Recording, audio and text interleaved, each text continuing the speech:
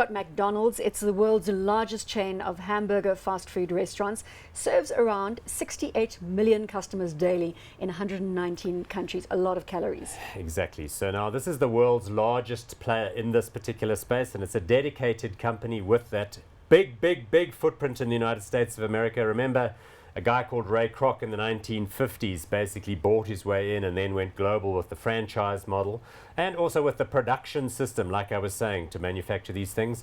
It's also big in Europe. It's got about as many stores in Europe as it has in America, and it is now a global player, and of course it has a customized menu in different parts of the world. $93.2 billion in terms of market capitalization, PE of just over 20, and a dividend yield of almost 3.5%. And currently not doing particularly well, it must be said. Why is it not doing well? I think what one needs to understand about McDonald's is it's extremely cheap and it's priced accordingly at the bottom end of the market.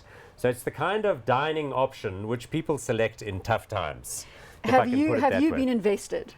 You know, I and our clients used to own McDonald's shares, but in the main, in recent years, we've been taking that exposure out of Coca-Cola and McDonald's. So you can see you've got two ingredients of the Happy Meal right there, and switching that exposure into Starbucks. And that's because coffee seems like a much... You prefer the coffee theme to the burger theme. Exactly, because of the health and obesity concerns, and also simply I think because, like I say, McDonald's is a product which is sort of priced for tough times, let me say it that way.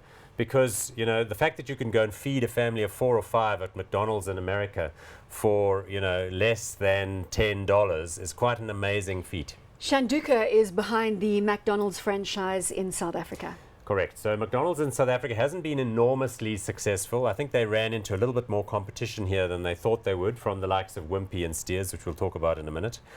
But they are a global player. They do appoint master franchisees in most of these countries, and then they go one lower level and get local level franchisees as well. But it's a very solid operator. They've got a new CEO at the helm. Don Thompson has been unseated.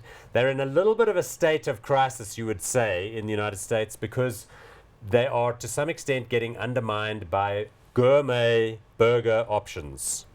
By which I mean companies like Shake Shack, Habit Burger, In-N-Out, you know, people who make the same product but just have a little bit more pizzazz to the overall slightly offering. Higher price point, slightly fresher, you know, presentation. The problem to some extent with McDonald's is they're a victim of their own success. So they've got such a highly automated production process that the end result product perhaps doesn't taste quite as exciting as some people might be looking for. Are we calling it hot or not?